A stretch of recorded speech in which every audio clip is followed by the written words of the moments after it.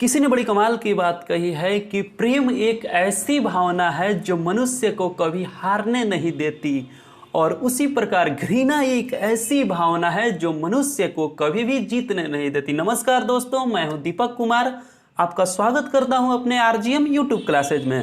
दोस्तों, आज का वीडियो जनरल अवेयरनेस का है, जिसका पार्ट नंबर 9 है। दोस्तों, यह आपके सभी प्रतियोगी परीक्षाएं जैसे SSC, railway, group D, banking तथा अन्य कॉम्पिटिटिव एग्जाम के लिए काफ़ी महत्वपूर्ण है। तो चलिए दोस्तों, आज का हम लोग क्वेश्चन शुरू करते हैं। आज का हमारा पहला क्वेश्चन है, भारतीय विशेष आर्थिक क्षेत्र नियम का संशोधन किस वर्ष हुआ था? तो बताइए दोस्तों, जो भारतीय विशेष आर्थिक क्षेत्र नियम था उसमें संशोधन कब हुआ था? हमारा ऑप्शन ए है 2000 ईस्वी में, ऑप्शन बी है 2002 ईस्वी में, ऑप्शन सी है 2004 ईस्वी में, और ऑप्शन डी है 2006 ईस्वी में। तो बताइए दोस्तों, कब हुआ था? तो दोस्तों, इसका सही आंसर हो जाएगा हमारा ऑप्शन नंबर डी, यानी 2006 ईस्वी में भारतीय विशेष आर्थिक क्षेत्र अधिनियम का संशोधन हुआ था। दोस्तों, यह जो नियम था उसका संशोधन 10 फरवरी 2006 को प्रभाव में आया था। दोस्तों, इस संशोधन अधिनियम के अंतर्गत विशेष आर्थिक क्षेत्र के विकास, संचालन और उससे संबंधित प्रक्रियाओं का सरलीकरण की व्यवस्था की गई है। तो चलिए दोस्तों, अब हम लोग अगले क्वेश्चन की ओर बढ़ते हैं। हमारा अगला क्वेश्चन है, आर्थिक सिद्धांत क्या है? तो बताइए दोस्तों, आर्थिक सिद्धांत क्या है? दोस्तों, सबसे पहले हम सिद्धांत समझते हैं। दोस्तों, कोई भी सिद्धांत होता है वह तब स्थापित होता है जिसका विवरण होती है जो ज्ञात तथ्यों और घटनाओं का अवलोकन करती है। उसी प्रकार दोस्तों, आर्थिक सिद्धांत परिस्थितियां के अंतर्गत आर्थिक व्यवहार की पद्धति पर टिप्पणी या प्रस्तावना करता है। तो बताइए दोस्तों, आर्थिक सिद्धांत क्या है? तो दोस्तों, हमारा ऑप्शन ए है अभिगृहित, ऑप्शन बी है प्रस्थापना, ऑप्शन सी है प्राकल्पना, ऑप्शन डी है परिरक्षित प्राकल्पना। तो बताइए दोस्तों, तो दोस्तों इसका सही आंसर हो जाएगा हमारा ऑप्शन नंबर बी। तो चलिए दोस्तों, अब हम लोग अगले क्वेश्चन की ओर बढ़ते हैं। हमारा अगला क्वेश्चन है, मनुष्य की ध्वनि की सामान्य एवं अधिकतम सहिष्णुता सीमा कितनी होती है? तो बताइए दोस्तों, जो मनुष्य की ध्वनि का सामान्य एवं अधिकतम सहिष्णुता सीमा कितनी होती है? हमारा ऑप्शन ए है दोस्तों 50 से 70 डेसिमल, ऑप्शन बी है 60 से 80 डेसिमल, ऑप्शन सी है 65 से 75 डेसिमल, और ऑप्शन डी है 70 से 85 डेसिमल। तो बताइए दोस्तों, तो दोस्तों इसका सही आंसर हो जाएगा हमारा 60 से 80 डेसिमल, यानी जो मनुष्य का जो होता है, जो इस सहिष्णुता होता है उसका अधिकतम तथा न्यूनतम वो होता है 60 से 80 डेसिमल के बीच में होता है। तो चलिए दोस्तों, हम लोग अगले क्वेश्चन की ओर बढ़ते हैं। हमारा अगला क्वेश्चन है, निम्नलिखित में से कौन सी पंचवर्षीय योजना सही नहीं है? यहाँ पे दोस्तों देखिए चार्ट है, पंचवर्षीय योजना का नाम मतलब उसका डेट दिया हुआ है। इसमें से कौन सी सही नहीं है? हमारा ऑप्शन ए है प्रथम, यानी प्रथम पंचवर्षीय योजना 1951 से 1956, ऑप्शन बी है द्वितीय, यानी 1956 से 1961, ऑप्शन सी है तृतीय, 1961 से 1966, ऑप्शन डी है चतुर्थ, यानी चतुर्थ पंचवर्षीय योजना जो 1966 से 1971। तो बताइए दोस्तों, इसमें से गलत क्या है? दोस्तों, यदि आप देखिएगा तो सभी का अंतराल 5-5 वर्ष पर है, लेकिन बीच में जो गैपिंग हुआ था दोस्तों, तो वही हमें गलत बताना है। तो देखिए इसका सही आंसर हो जाएगा, यानी इसमें गलत है जो है हमारा ऑप्शन नंबर डी है, यानी चतुर्थ जो है ये सही नहीं है। दोस्तों, चतुर्थ पंचवर्षीय योजना का जो समयावधि था वह था 1969 से 1974 थे। दोस्तों, इस योजना से पूर्व सरकार द्वारा 3 वार्षिक योजनाओं को लागू किया गया था।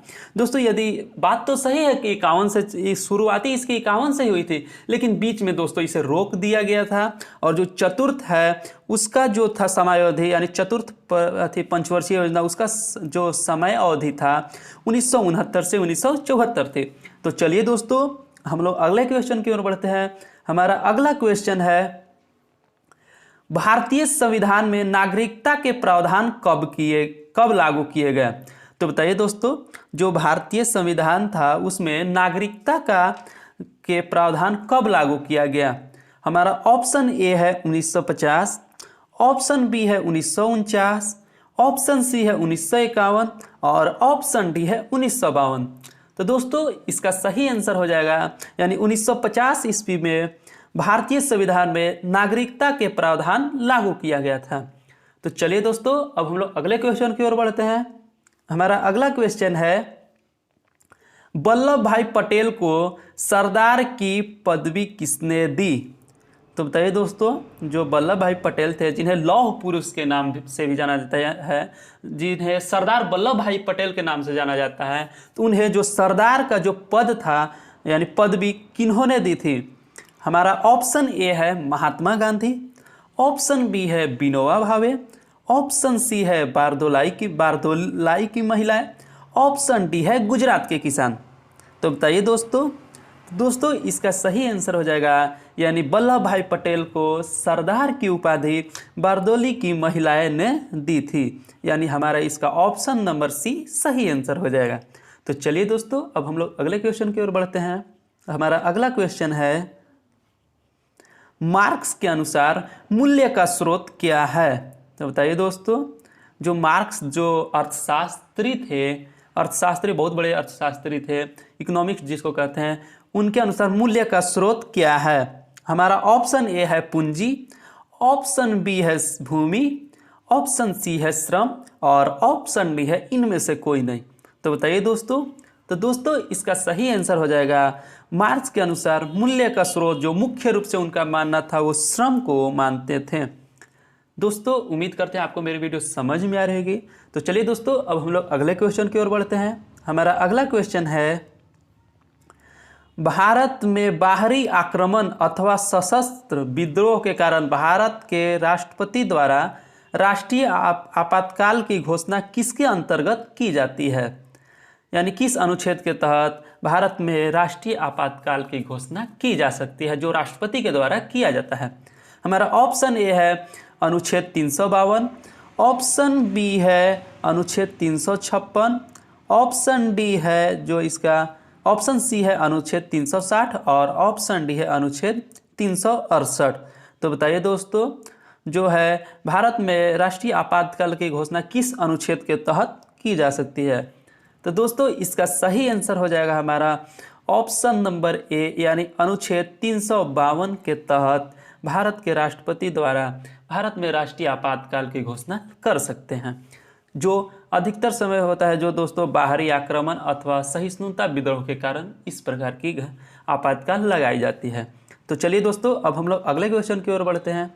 हमारा अगला क्वेश्चन है, सामुदायिक विकास कार्यक्रम का प्रारंभ किस वर्ष किया गया? तो बताइए दोस्तों, जो सामुदायिक विकास कार्यक्रम है उसका प्रारंभ किस वर्ष किया गया? हमारा ऑप्शन ए है 1950, ऑप्शन बी है 1952, ऑप्शन सी है 1951, ऑप्शन डी है 1953। तो दोस्तों इसका सही आंसर हो जाएगा हमारा ऑप्शन नंबर बी यानी 2 अक्टूबर 1952 को सामुदायिक विकास कार्यक्रम का उद्घाटन किया गया। तो चलिए दोस्तों अब हम लोग अगले क्वेश्चन की ओर बढ़ते हैं। हमारा अगला क्वेश्चन है, सन 1923 में नागपुर में कौन सा सत्याग्रह हुआ? तो बताइए दोस्तों, जो 1923 में जो नागपुर में वह कौन सा सत्याग्रह हुआ था? यानी हमारा ऑप्शन ए है नमक सत्याग्रह, ऑप्शन बी है व्यक्तिगत सत्याग्रह, ऑप्शन सी है किसान सत्याग्रह और ऑप्शन डी है ध्वज सत्याग्रह। तो बताइए दोस्तों इसका सही आंसर हो जाएगा यानी 1923 ईस्वी में ध्वज सत्याग्रह का आयोजन किया गया था दोस्तों, यानी ऑप्शन डी सही हो जाएगा। दोस्तों यह सत्याग्रह सविनय अवज्ञा के महत्वपूर्ण अभियानों में से एक था। दोस्तों इसमें राष्ट्रीय ध्वज फहराने पर बल दिया गया था। तो चलिए दोस्तों अब हम लोग अगले क्वेश्चन की ओर बढ़ते हैं। हमारा अगला क्वेश्चन है, निम्नलिखित में से कौन सा शहर आता है, कौन सा शहर बौद्ध धर्म का नहीं है? कौन सा धर्म?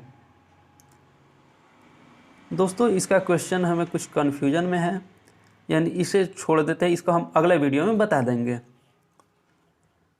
शायद हो सकता है क्वेश्चन में जो मिस्टेक हो गई हो दोस्तों।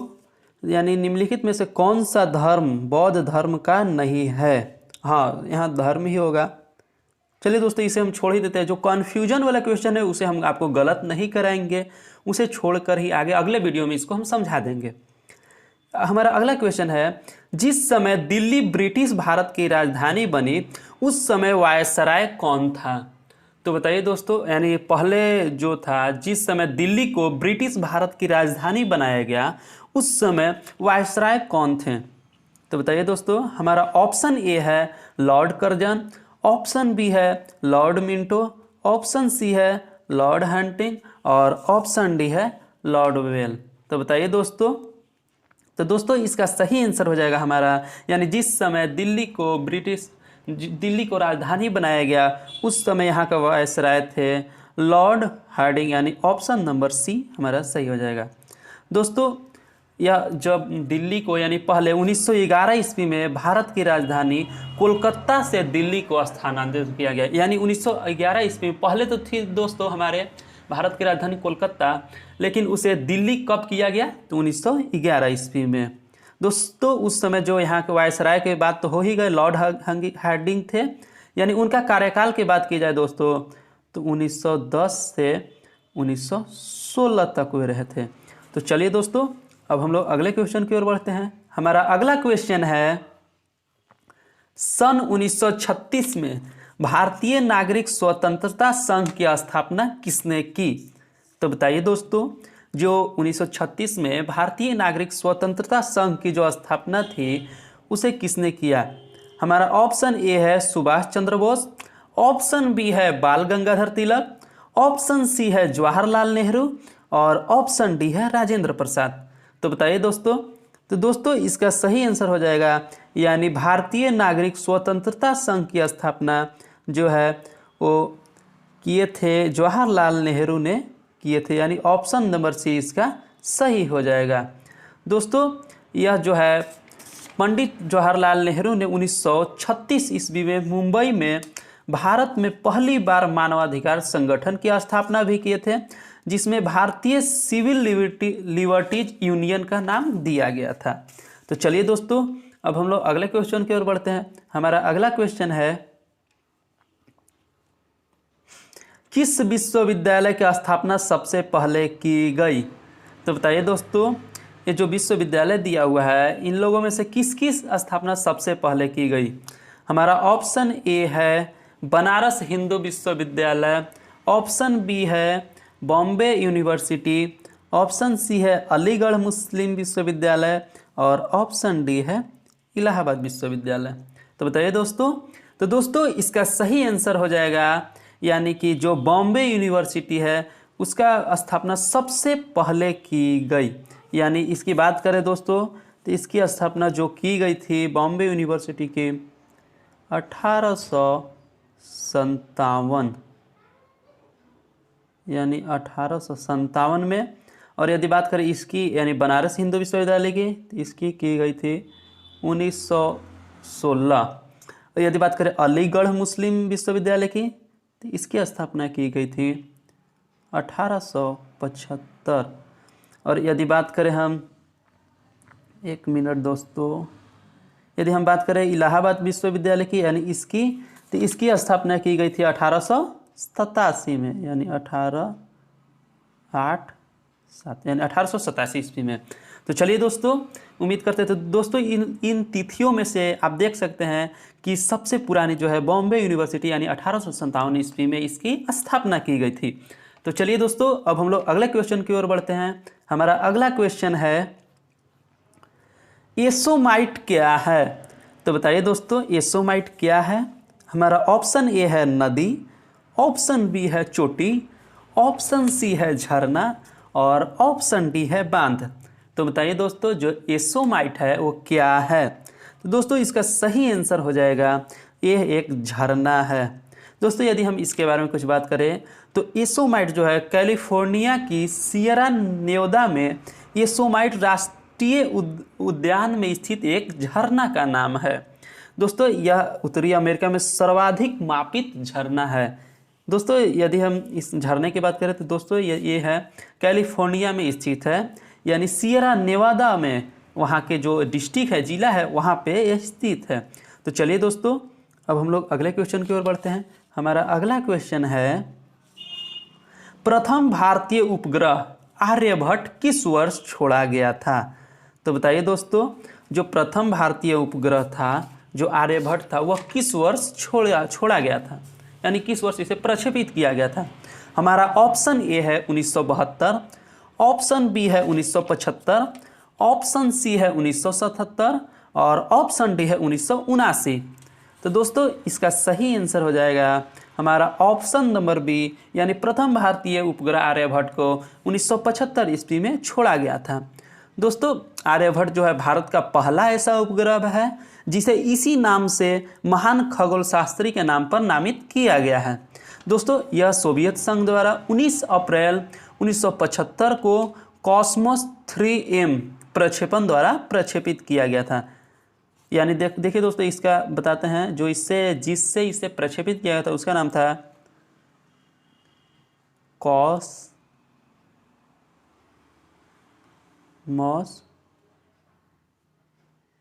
3M के द्वारा इसे प्रक्षेपित किया गया था। कब किया गया था? 19 अप्रैल 1975 को। किसकी सहायता से किया गया था? तो सोवियत संघ द्वारा। तो चलिए दोस्तों अब हम लोग अगले क्वेश्चन की ओर बढ़ते हैं। हमारा अगला क्वेश्चन है, तट आधारित इस्पात संयंत्र कहाँ स्थित है?